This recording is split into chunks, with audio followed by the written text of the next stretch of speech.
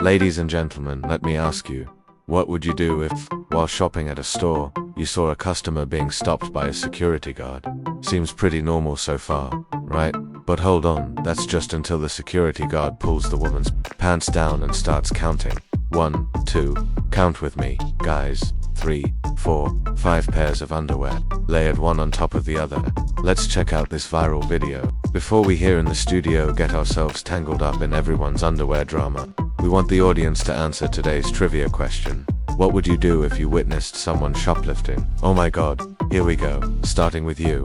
Who are you in this story? You're the woman caught stealing underwear. Second, you're totally exposed in front of everyone with your pants around your ankles. What do you do, Paulina? Do you make excuses, cry, shamelessly defend yourself? What's your move? Well, first off, Paulina says, I'd just hope I was properly shaved, moisturized and all. Because honestly, what an embarrassment otherwise. But seriously, that's an important point. You're right, I'd stand up, of course, and, while they're counting 1, 2, 3, 4 pairs of underwear, I'd threaten to sue them for public exposure and harassment. You don't humiliate someone like that in public.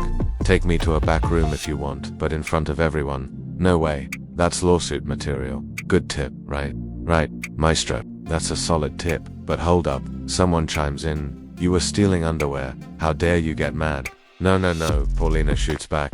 You can't just strip someone in the middle of a store. Carla Gabriella, you're up. You're the security guard. You caught the customer. Good job. But how do you feel now? Are you proud of yourself? Do you regret humiliating her like that? Or are you demanding a raise? What does your twisted mind come up with? I'd feel proud. Absolutely.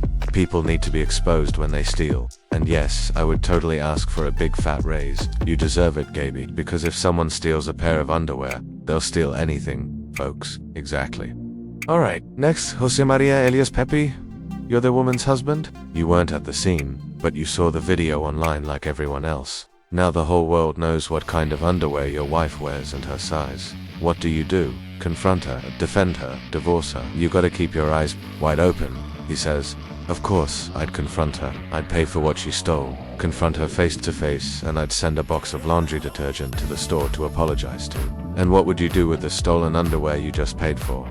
Someone jokes, I'd smell them. There it is, the disturbing comment we were waiting for. You're sick, doctor. Seriously sick. Rafa, your turn. You're another security guard, watching all of this from afar. Do you back up your co-worker? Let her handle it and take all the credit or blame. What's your move, Rafa? Look, I'm not gonna jump in. I get that some people might really need to steal underwear, but I also don't think it's right to humiliate someone like that in front of a crowd. Well, Rafa, they joke, you're fired on the spot. They just stole a bunch of underwear and you're out here sympathizing. We can't have security guards like you. Honestly, Rafa says. Being too nice has been my karma all my life. Such empathy, Rafa. You're something else now. You're the store manager. Everyone's watching the video on their phones. What's your next move? Support the employee. Apologize to the thief. Discipline your staff. Or forgive the thief because hey, everyone deserves fresh underwear. Honestly, the manager says, I would have taken the woman to a private room to talk it out first. Then, I'd file an official report with the authorities about the theft. Plus, I'd put out a public statement. It's important for our store to show that we don't condone stealing and that our security team is trained to handle situations properly without humiliating anyone. Bravo, Tati. She says. I plan on having my own business someday. I can't afford people stealing from me. Alright, we've heard what the Sal El Sol crew thinks. But what really matters is what do you at home think here? Are the results of today's trivia. 87% said they would call security or an employee. 8% said they would offer the thief money to pay for the items. That's you, Rafa. 5% said they would do nothing because hey, maybe the person really needed new underwear. Thank you so much for joining us. Let's close this segment with a bang. What's up, family?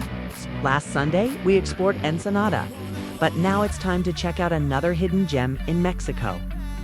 And as always, we've got our beloved Raquel Souls with us. Welcome. Thanks, Paulina. Where are you off to now? Well, yeah, we did tours in Ensenada, but trust me, this new spot is just as amazing. We visited Sisal, a little town in Yucatán, about 2 kilometers from Mérida. It's tucked right in the middle of an ecological reserve, So just picture tons of plants, wildlife, and Walt, my guide, who's like part biologist, part Indiana Jones. He took me on some seriously epic adventures. If you're looking for something different, something adventurous, don't miss this Sunday's episode of Unexplored at 9:35. You say that so nicely to 9:35. Let's take a look. Coming up next on Unexplorado, we're diving even deeper into the uncharted areas along the Yucatán coast. This time we stop at the small town of Sisal. I've done a lot of fishing in my travels, but in Sisal, you'll see me learning the most effective way to catch fish in these crystal clear waters. Let's go. Yeah, I got one. Yes. Once we were out at sea and the weather was perfect, you'll see me suiting up in full diving gear and plunging into the depths of the ocean, searching for a sunken shipwreck. And just when you think the adventure couldn't get any more unexplored, think again, because we've saved the best for last. No maps, no one else around, just us and the untouched secrets of nature. Don't miss this episode if you want to discover some of the best kept secrets Mother Nature has to offer. It's time to enjoy the top 5 of La Caliente, and it's hotter than ever. What's up, friends from Sail El Sol? So great to be back with you this Friday, kicking off the weekend with the 5 hottest tracks on La Caliente's top 5. Julio Hernandez, aka Toby, and joining me is my amazing co-host. That's right, Toby. Today, just like every week, we're checking out the 5 hottest artists and songs. Ready? Let's dive right in. At number 5, Yami Vale Amarti by El Fantasma. Coming in at number 4, Un Bendito Dab by Yuridia, featuring Alejandro Fernandez. I realized you weren't who you said you were. You showed me an angel's face and you played it so... Well, in third place, it's Banda Los Recaderos with Una Pedamanos. How many more will it take? I'm working on it. I'm getting over you. At number 2, Mi Gusta, Mi Vida by Grupo Intocable. I love my life, but I love you even more. And finally, holding down the number 1 spot, Porque Jugó by Grupo Pesado and Grupo Bronco. Why did she play with that love? A love I gave so sincerely. Wow, Toby, what did you think about this week's rankings? Toby, excellent. Man, there was a lot of movement this week. Some artists made it in, some dropped out, and some held their ground. Lots of surprises.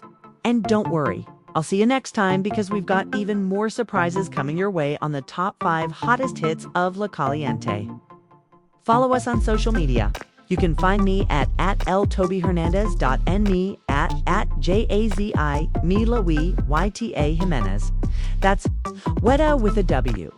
I'll be waiting for you on all platforms. And of course, big shout out to La Caliente 90.7 FM in Hermosillo. Sonora, see you next time, partner. See you all next time. Take care. Bye. Saludos Y. Abrazos, sending love, and hugs. This is the kind of news that's definitely going to divide opinions, but honestly, it feels like she really crossed a line. So, Violeta Isfel was a guest on De Primera Mano with our colleagues Gustavo Adolfo Infante, Erica, and Lalo. She was there to talk about her theater production.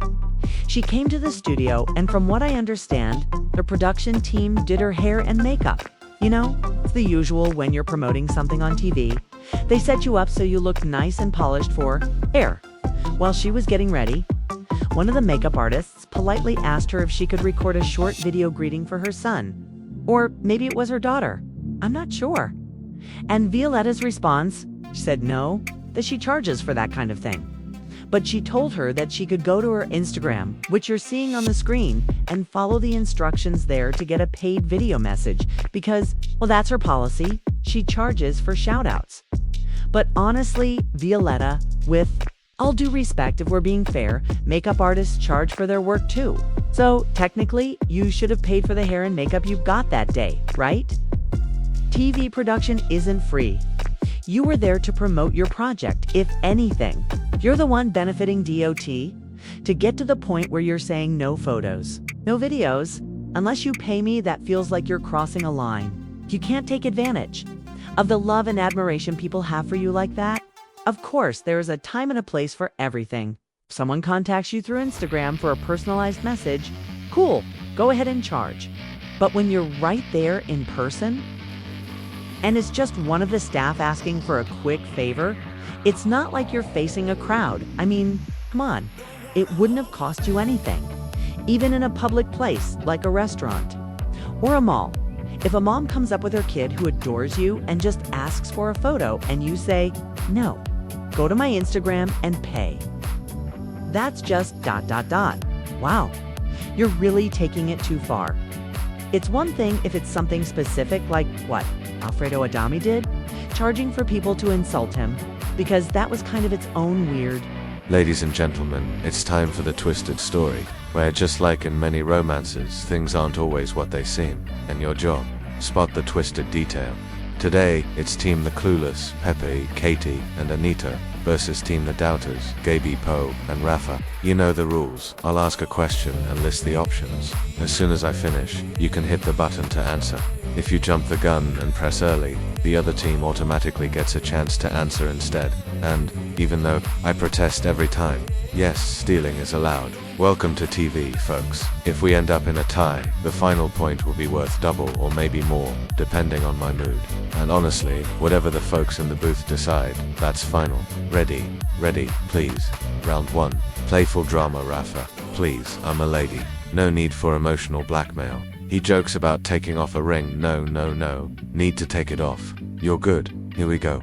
Our beloved Carmelita Salinas had a huge career as an actress, and she also served as a federal congresswoman from 2015 to 2018. She starred in over 120 movies and 20 telenovelas, and even shared screen time with Hollywood legend Samuel L. Jackson. Oh, and she celebrated her birthday on the best day of the year, October 5th, which, fun fact, is also my birthday. Everyone jokes about how long until October. Closing parenthesis. Now, where's the twisted fact? A. The years she served as a congresswoman. B. That she acted alongside Samuel L. Jackson. C. The number of movies she appeared in. Button pressed too soon. Okay, my team thinks it's the number of movies Carmelita did. Incorrect. Everyone laughs at the curveball. I say it's the years she was a congresswoman. Also incorrect. Turns out the twisted part was that she didn't act with Samuel L. Jackson. She actually appeared with Denzel Washington in Man on Fire, which was filmed right here in Mexico City. Next question. Get ready, Gaby. The Mount Everest.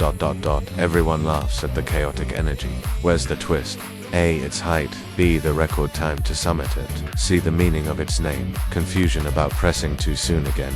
Anyway, the correct answer. The height. Fun fact, the Guinness World Record for fastest descent is just 8 hours and 10 minutes. Points awarded amid playful arguing.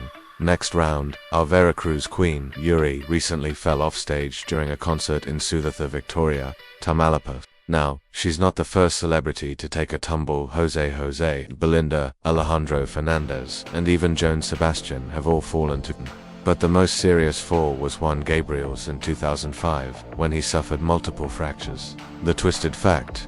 A. The location of the fall. B. Who's fallen. C. Juan Gabriel's injuries. The location. Light scolding about pointing fingers. Don't point at me, please, and ... That's correct. Actually, Yuri's accident happened in Tampico, not Ciudad Victoria, and thankfully, she wasn't seriously hurt. Last round, double points. The legendary Silver Mask El Santo is considered Mexico's greatest wrestler. His real name was Rodolfo Guzman Huerta. He starred in 42 movies and had 10 kids. But not everything was glamorous once. He wrestled in exchange for a torta Mexican sandwich and a soda. Where's the twist? A. The number of kids he had. B. The number of movies he made. C. Wrestling for a torta and soda. Anita steps up. Intense team meeting. We say the torta and soda incorrect. Other team steps up. We say the number of movies correct. It was actually 52 movies. And yes, the story about the torta and soda. Totally true, he did it for charity. Final results. Congratulations to the winners. Nobody saw that coming, and hey, a big shout out to everyone. Playful jokes about politics at the end.